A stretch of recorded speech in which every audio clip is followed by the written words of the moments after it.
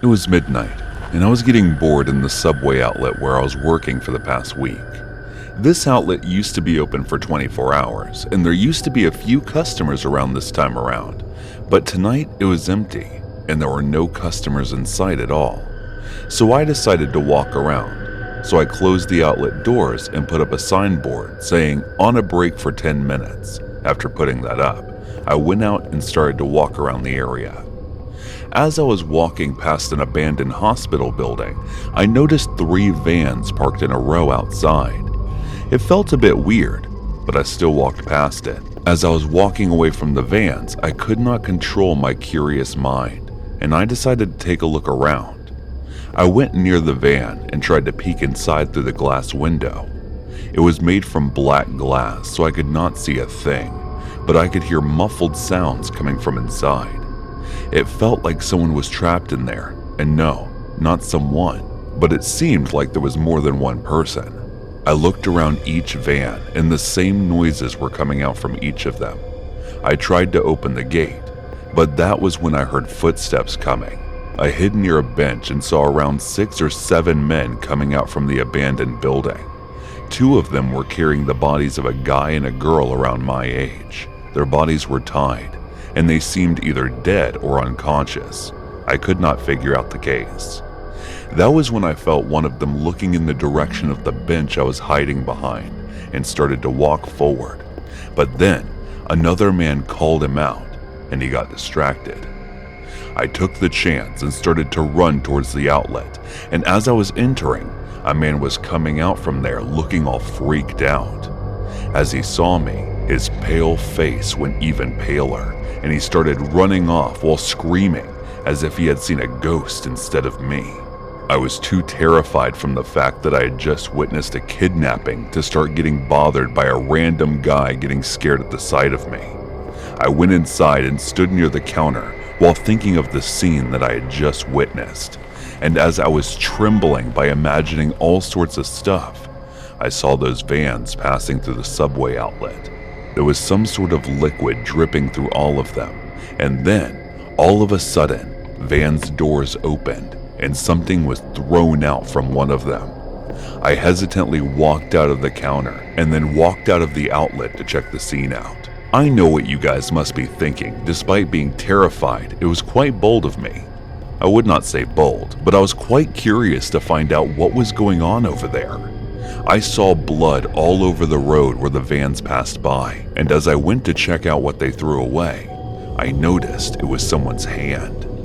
My face went pale from the terror and scare that I was feeling, and that was when I heard the crashing sound that came from a distance of the direction where the vans went. I quietly started walking there to see what was going on, and when I reached, I saw that all 3 of the vans had met with an accident with a huge truck. I walked around and noticed one of the van's doors was open. So I looked inside and saw that the driver was crushed and the other people present in there were dead as well. There were 2 people in the back seat whose bodies looked like they were cut into pieces. I walked away in horror and threw up multiple times. I dialed 911 on my phone with trembling hands and informed them about what I had just witnessed. After that, I could not feel my legs as they had become numb from the sickening feeling and fear. I squat down there and hid my face between my legs while waiting for the police to arrive at the scene and started to cry. I looked up when someone tapped over my head and noticed it was an officer.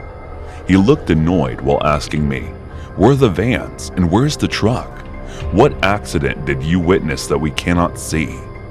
I was looking at him as if he was speaking gibberish and then turned around to where the accident happened, only to see that there was absolutely nothing around.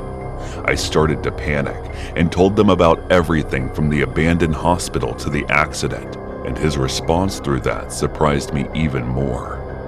"Did you recently read about the past accident as well?" he asked me, while I kept telling him to follow me to see the blood in the hand that was near the subway.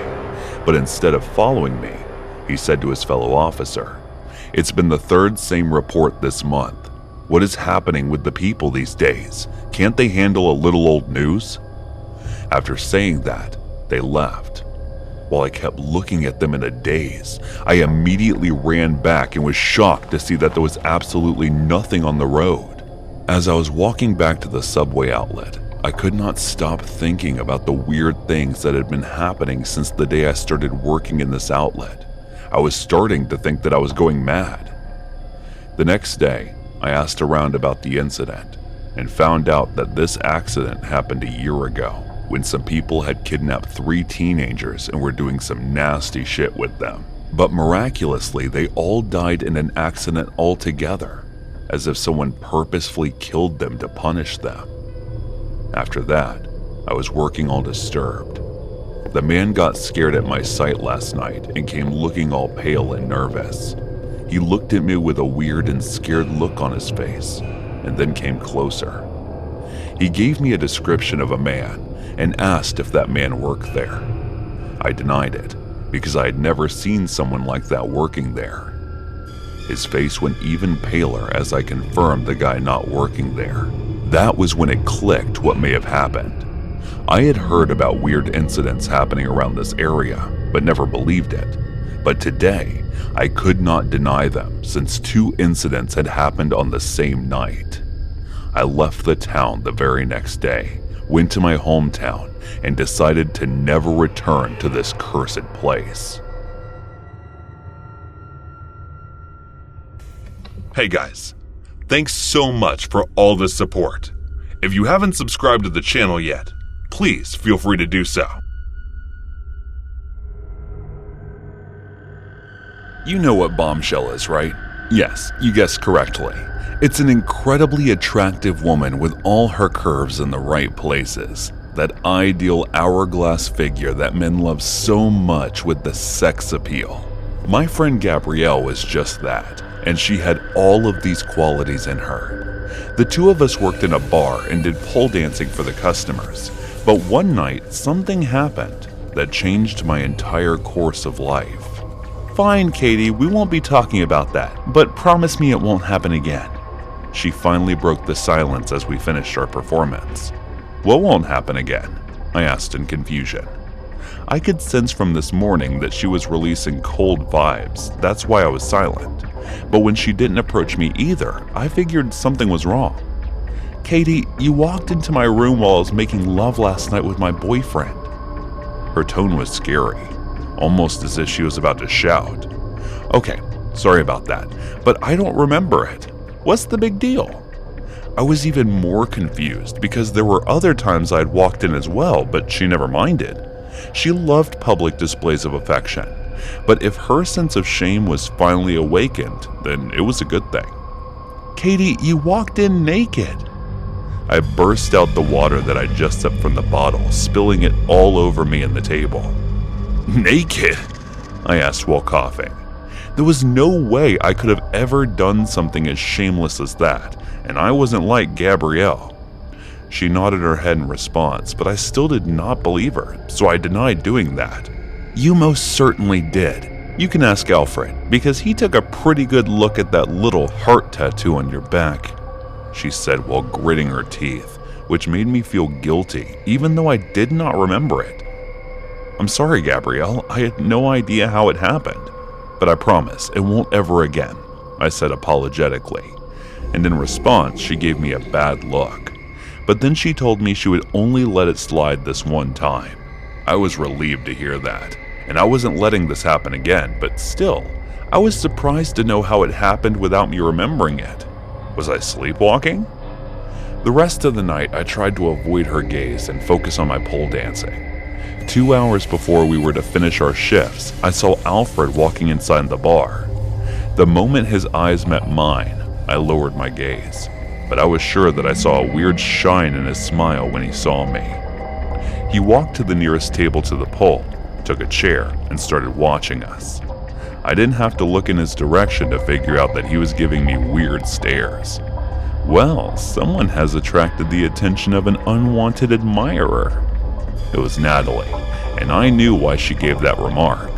She was always jealous of us, and she hated that we got along so well, so it was the perfect chance for her to get the best out of this twisted situation.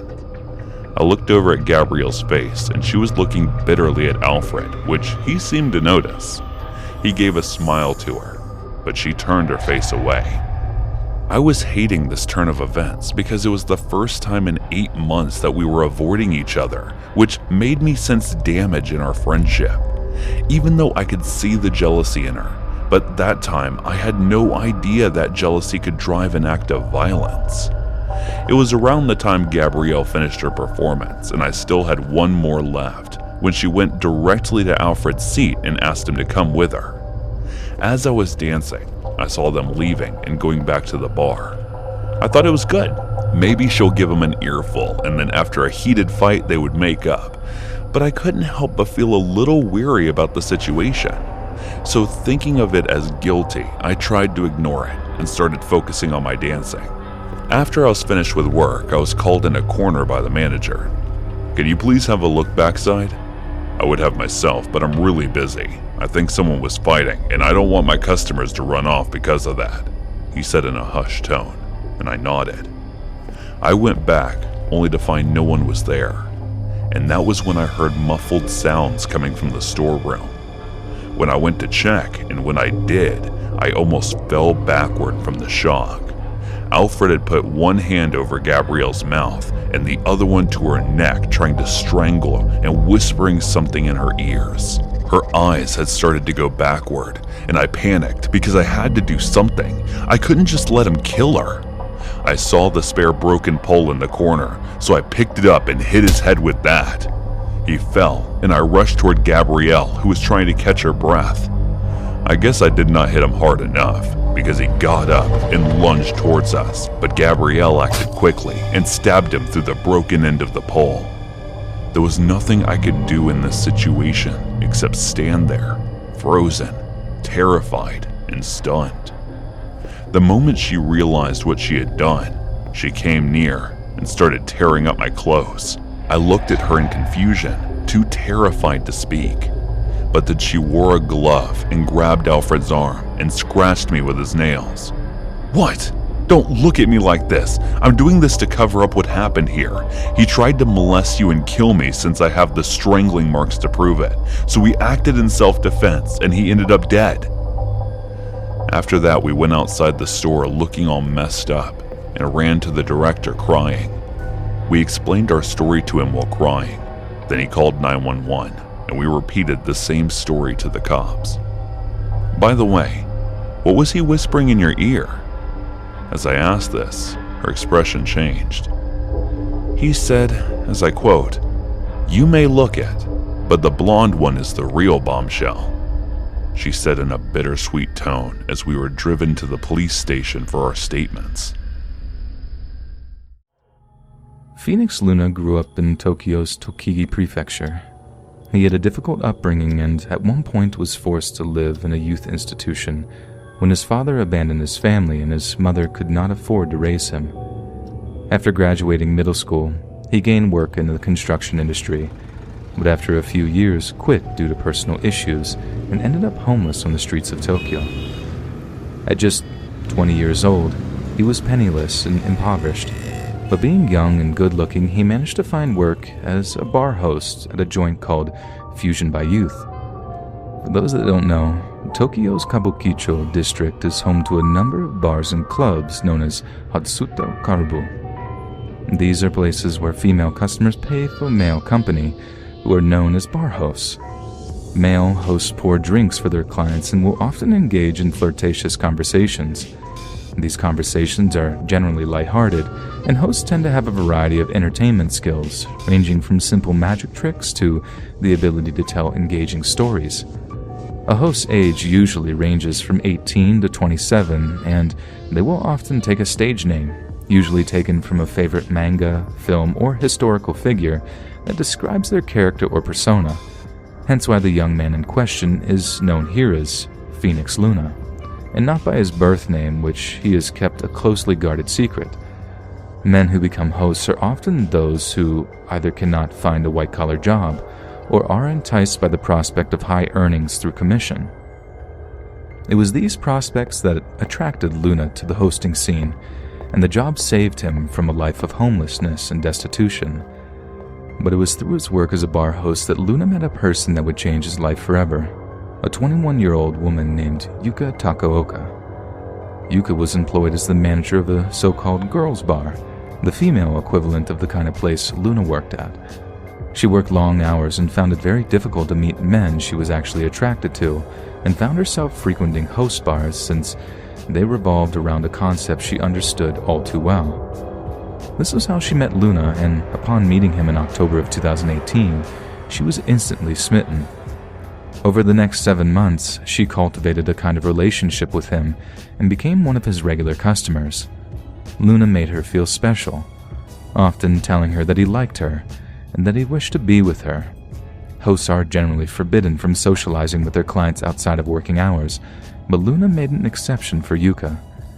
They often met at Yuka's 5th floor apartment in Shinjuku Ward, where they shared food and watched movies, and after a few months of doing so, Yuka asked Luna if he would like to pursue an exclusive relationship with her. Luna replied that he would, but was taken aback when one of her conditions for doing so was that he quit hosting and find a regular job. She was adamant that he would have to stop flirting with other women, whether that be in a professional capacity or otherwise. This was something Luna could not adhere to. He enjoyed his work and considered his fellow hosts as a kind of surrogate family. Reluctantly, he was forced to decline Yuka's offer, but told her they could continue to see each other if that was something she wanted. Yuka was heartbroken. She adored Luna and became increasingly depressed as a result of his rejection. This depression morphed into jealousy and thoughts of taking her own life, and eventually, Yuka hatched a plan for the pair to be together forever. On May the 23rd, 2019, Yuka asked Luna to meet her at her apartment to assist with some cleaning work. They agreed to meet at around noon, but due to work commitments, Luna was delayed by around 3 hours. By the time he arrived, he was exhausted and told Yuka that he would like to take a nap before they commenced the cleaning work. Luna took a quick bath and then climbed into bed with Yuka, where he fell asleep in her arms. He awoke a short time later with an intense pain in his stomach. At first, Luna thought he was suffering from stomach cramps after eating bad food, but when he looked down, he saw the bed sheets were soaked with blood. That's when he saw a large kitchen knife buried into his gut, turning to see Yuka standing over him, her eyes wide with feverish anger. Coursing with adrenaline, Luna leapt from the bed and ran from the apartment to escape his obsessive attacker and to seek medical help. But Yuka gave chase. Luna managed to fight her off as they reached the building's elevator, but had lost so much blood by the time he reached the lobby that he collapsed to the floor and passed out. But before he lost consciousness, Luna saw Yuka kneeling over his body. "Please don't kill me," he begged. "I like you." Yuka smiled, and the world went black. Police soon received a call that a man had been stabbed in an apartment complex in Shinjuku. They arrived shortly afterward to find the unconscious Luna with Yuka sitting by his body, covered in his blood and smoking a cigarette. A photograph was taken of this scene, which quickly circulated online, a photograph that is still remarkably easy to obtain via Google image searches. Yuka was quickly arrested, putting up no resistance, and showed absolutely no remorse for her actions. In fact, there is another photograph of Yuka that was taken while she was sitting in the back of the police car after she'd been arrested. A huge, excited smile is etched across her face, which is extremely disturbing given that she had recently almost disemboweled someone she claimed to love so much. When police questioned her motives for the crime, Yuka told them, "Since I loved him so much, I just couldn't help it. I was sad and seeking to die and thought how I would like to go about it," she said. "I thought I would kill him because I thought that was how I could be with him. I thought that expressions such as 'I like you' and 'I'd like to be with you' would become a reality if we both die. I did not want to go anywhere, so I sat down at the outside staircase. I didn't call emergency services because I intended to end my own life after watching him die from the stabbing." In the aftermath of the stabbing, social media users all over the world fixated over her behavior, especially those with an interest in the Japanese concept of yandere, a name used to describe obsessive, jealous female lovers. Those with an interest in the phenomenon shared Yuka's Instagram account, one where she posted images of her dressed as various anime characters, which attracted all kinds of unsavory male attention from those who idolized her good looks and painfully overlooked her murderous psychopathology. Some even said she was too beautiful to be an attempted murder suspect. Luna had lost so much blood in the incident that it took him 5 whole days to regain consciousness in a nearby hospital. Doctors have him a mere 1 in 5 chance at recovery when he had first arrived, but somehow he had beaten the odds and pulled through after a series of surgeries to repair the catastrophic damage done to his internal organs. At first, I had no voice, so speaking was not possible, and I was bedridden, so I couldn't walk alone for a while. Luna said in a statement to journalists. I also couldn't eat after the incident, and I got quite thin. When I thought back to when I was stabbed and considered what I'd do in the future, I was unable to sleep due to anxiety and fear, and for that I received counseling. Yet bizarrely, despite his near-death experience at the hands of Yuka, Luna stated that he did not hold any ill feeling toward her. I do not hold a grudge. I think there's a reason for her to stab me. It was also thanks to her that I was able to achieve the sales that I did in less than a year since I'd become a host. The incident also had one unexpected result. After Luna arrived at the hospital, police sought to locate one of his blood relatives. I met my older brother and older sister for the first time in 5 years, he said. I'll be very happy to stay in touch with them in the future. I think we can agree that the result is a heartwarming, wholesome end to a frankly terrifying ordeal, and that Luna had showed an extraordinary amount of bravery to return to his job as a bar host.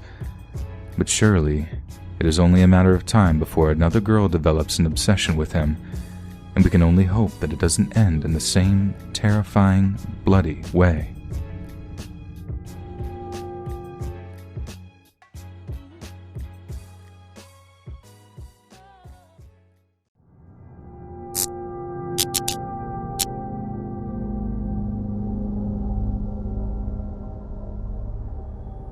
I was 19 years old at the time. I had a really good opportunity to go to college, but things fell through a couple of months into it, and basically, I wasn't allowed to go back at that college. I'm not going to go into the details, but I found myself stuck. I was living at home with my parents and working at McDonald's most of the time. I was really disappointed in myself, especially because I didn't have anyone else to blame but myself. I seemed to be your typical college dropout that ended up working at fast food. But while I was working there, I had a couple of really strange experiences. So the first one happened like this. There was this really creepy customer. He was an old man, and he just seemed like the most insane individual ever. You just have to think of the physical embodiment of Florida man. He always wore this bathroom robe with a stained white t-shirt underneath. Or shoes. He had these really old Nikes that seemed like they had been completely covered in mud and never washed. Everywhere he stepped, there was some residue coming off of his shoes. I don't know how far he lived, but this guy came in to eat at McDonald's 4 or 5 times a day for as long as I worked there. I never personally had any horrible experiences with him. It wasn't like he was this unruly customer. He always asked for extra ketchup, but it's not like that was a crime or anything. The story is weird because I remember talking about him with some of my coworkers. I had one friend there that I became rather close with. I remember talking with her about this creepy guy that had just came in to eat McDonald's all the time wearing his pajamas. When you work with the public, there are so many people and faces that you see all the time, and none of them mean anything. It's just another customer. But when you have someone like this, it almost makes the job a little bit more bearable. As weird as that might sound, a little bit more consistency to the job. Plus, making jokes about someone like that was kind of fun. But there was one day when the jokes weren't funny anymore, because he stopped coming in. They couldn't find out why either. I mean, when you see someone multiple times a day, every day for months on end, you get a little surprised when they stop showing up. It all just seemed, I don't know, unusual. I remember talking to my friend about it. Neither of us could imagine why he stopped. I remember getting a phone call at 2 in the morning that night, though. I guess my friend had gotten curious and looked around online. She's a bit of an insomniac. I guess he had been arrested on multiple drug charges. She had found a picture of him in the public database for our county's police department. In the mugshot, he was wearing that exact same bathrobe that we always saw him wearing. That was interesting. Really weird to think that someone I saw and interacted with multiple times a day was an actual dealer. But I guess that was that. My other experience working at McDonald's was really bad.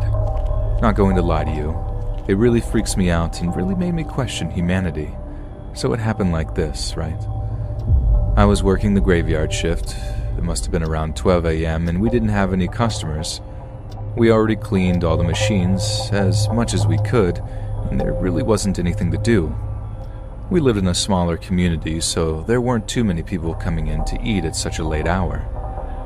We had a few here and there, but we were mostly just sitting around, particularly slow this night.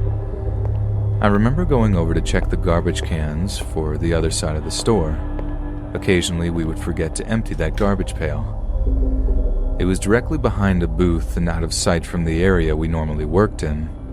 I remember going over there and there were 2 big bags of garbage that needed to be taken out. They were too heavy to take out at the same time, so I did what any sane person would do. I carried one out at a time. I remember bringing the first one. I threw it into the dumpster and I remember hurting my back a little when I did it. I went for a little bit of a theatrical throw and really felt it there. I went back into the store to get the second bag of garbage and I made my way outside. I got about 10 feet away from the dumpster when I saw something that shocked me. I dropped the bag of garbage. I couldn't believe my eyes. There was a mutilated puppy. Its entire snout had been cut off. I wasn't sure if it was alive or not. It wasn't moving or anything. I took a step closer to try to see a little bit more, and I just felt my heart drop into my stomach. It was the most horrifying thing I'd ever seen in person. It was definitely dead. It wasn't leaning up against the dumpster, and it was just a horrifying thing to see. I ran back inside and asked my coworkers what we should do. We decided to call the police, but they didn't really help much. We were really freaked out at who could have possibly done this and why they would put the puppy there of all places. And the part that still freaks me out is that whoever had done this had been waiting for me to go back inside of the building, and in the few seconds before I came back out, put it right next to the dumpster. I figured they must have been watching me. Didn't know what else to think about it though. Our McDonald's didn't have an outside camera other than the drive-thru, so there was no hope of trying to identify the person that did this. But it still makes me sick to my stomach to think what that person could be like.